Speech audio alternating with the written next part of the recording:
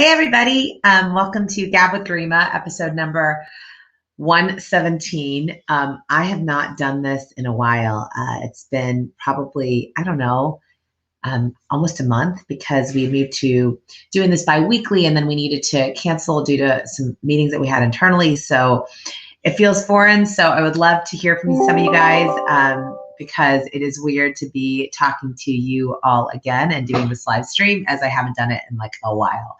And I feel like I was getting used to it, doing it every week. But so I'd love to hear from you. I would love questions, comments, whatever. But today we are talking about value-based selling and how to ensure that you make your commodity, make yourself not just another commodity seller.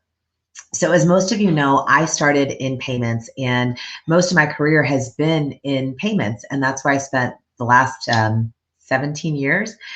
And when I first started in merchant services, people didn't know what merchant services was. I mean, they kind of knew that they needed to take credit card, but they thought that there was a service offered by Visa, MasterCard. And even back then, it was all about, let's take a look at your statement and let's see if we can save you money. And that's how those pitches started. And then you had companies like Heartland come in and move to this interchange pass-through pricing model. And it kind of changed the industry for a lot of us because all of a sudden there was this interchange pass-through pricing model and it was so much lower. And how do you compete with it? But they were adding value because they were part of like the restaurant association and they did a lot of work there. And then kind of as things evolved and merchants became more cognizant of merchant services, it started to feel like a commodity. And it started to feel like it didn't matter, like all of our cost, everybody pays the same interchange rates. I mean, interchange is the same across the board. So it started to feel like we were just selling a commodity. Right?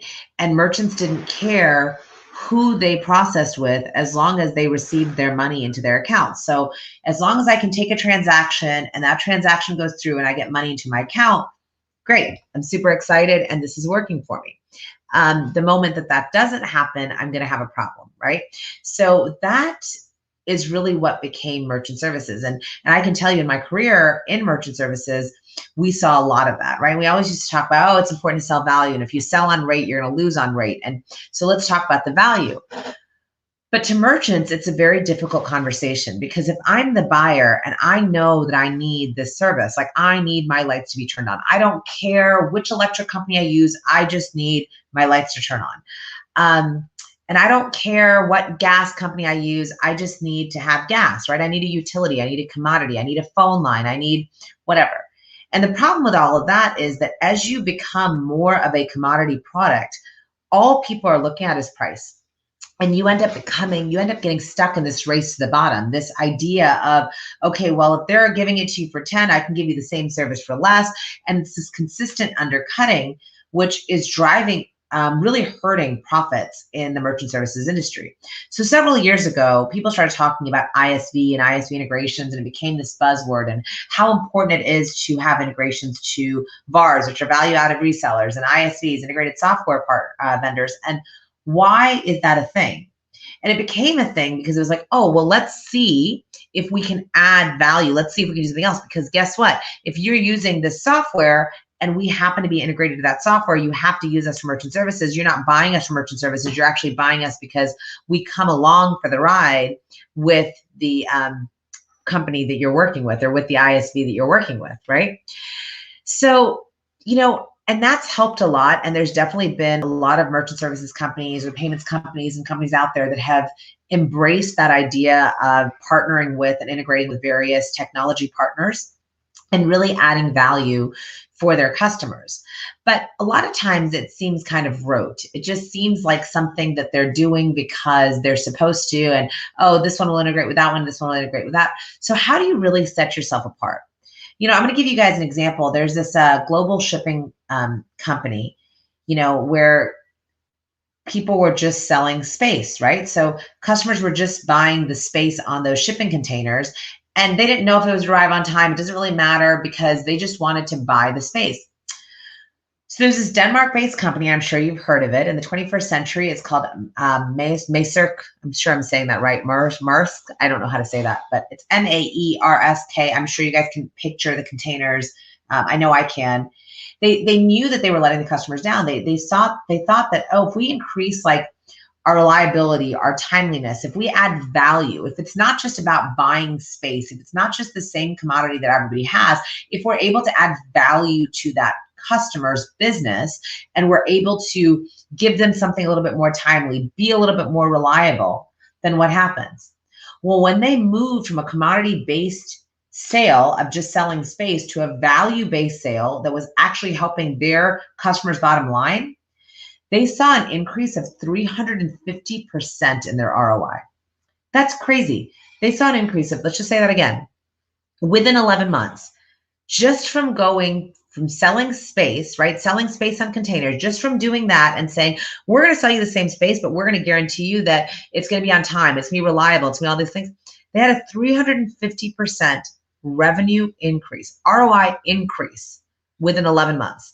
I don't know about any of you, but I know that that would be huge in any of the businesses that I'm involved in to have a 350% increase. I mean, that would be amazing. In 11 months, absolutely, sign me up.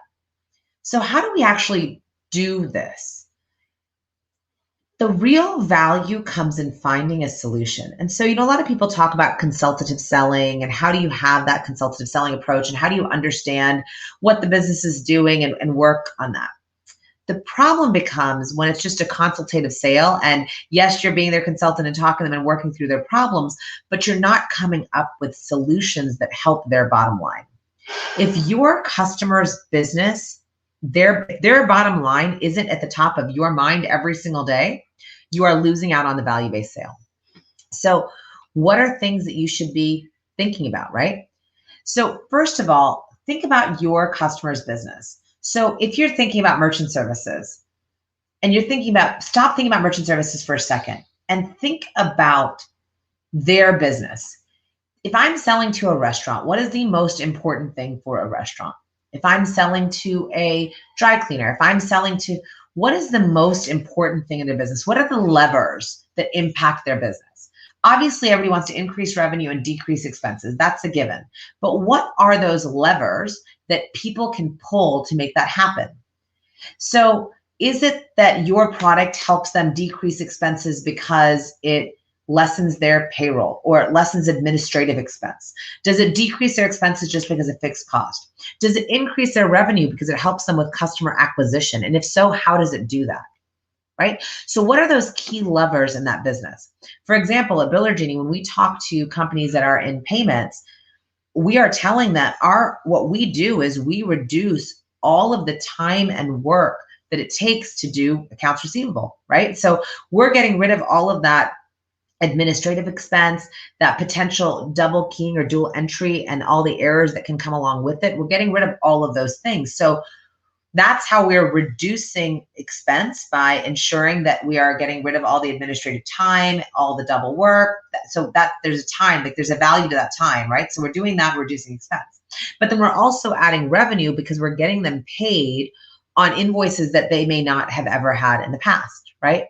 So that is the value of the system. What it does is that it automates accounts receivable, but that's almost like that's just what we do. But nobody cares what we do if we don't actually give them value or if our system doesn't provide a solution for them. So that's how you identify the levers. And if you're not thinking about revenue and you're not thinking about expenses and how you work with those two, you're kind of missing the boat on that. The next thing is change the customer conversation. Make sure that you are, working through what the customer actually needs, right? So how do you talk to that customer? How do you bring them in? How do you help with conversion? Are you just talking about your product? Are you only focused on your product as a whole, or are you actually focused on their business? So we already talked about defining those levers, but once you've defined those levers, are you going in and saying, having that conversation with your customer? Are you saying, hey, let me show you how I can help you with your revenue. Let me show you how I can help you decrease your expenses. Let me tell you about your business process. Business process is one of the easiest ways to add value for your customer all the time. If you can really talk about someone's business process and how they can optimize those processes to either increase revenue or decrease expenses, you are automatically talking your customer's language. So, and I know I'm talking in a B2B environment, so it might be a little bit different, but generally, how are you helping and how are you having that conversation? As salespeople, often we get tied up in our own product and we get tied up around, okay, well, I'm selling this and this is what it does and this is how it works and these are the benefits and these are the features and this is what happens. And that's all great. And that's a really important part of the sales conversation. But if you can't start, the conversation almost needs to start with, well, how do you do it today?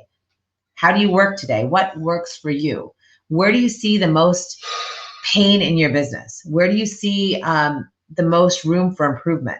How can we help you with that? So it's really changing that customer conversation. And then step 3, this is the hard one, commit to actually executing it.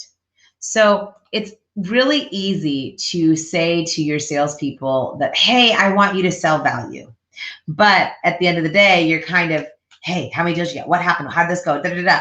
And you're so focused on the product and the widget sales. And you're not looking at the back end things like attrition and revenue increase. If you do that, you're asking for A, but you're rewarding B.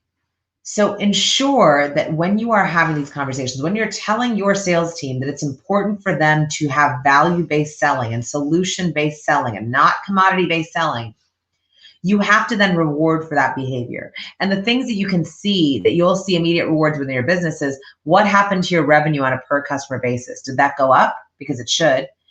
What happened to your attrition? It probably went down, right? You're probably not losing customers because they're more happy because it's a long-term solution. So those are the things that you're looking for. And the last is measure, measure, measure. So we've talked about how you're going to do it, how you're going to get your sales team on board, how you're going to get out of this idea of just selling a commodity or a product. But if you're not measuring the results at the end of the day to actually see if they're providing solutions. So for example, if you're saying to your customers that you're going to help them with customer acquisition or increase their revenue in some other way, are you measuring that? Did you do some kind of case study to find out whether or not you're actually doing that? Because if you are, how great is that conversation with now your next client? But if you're not, figure out how to get to that solution because your risk of attrition is much higher. So I know we've talked about a whole lot of things today. First of all, does anybody have any questions, concerns, comments, anything like that? No? Well, I'd love to know if you guys have any additional thoughts. Please feel free to send me a message at any time. And if anybody wants to talk about something specific next week, let me know. And thank you so much, Jacob. I appreciate you watching today. But at the end of the day, let's just all really focus on solutions and value for our customers because that's what we always want. And nobody really buys something for a commodity because it's really easy to switch if it's just a commodity. So anyways, thank you guys so much and have a wonderful day.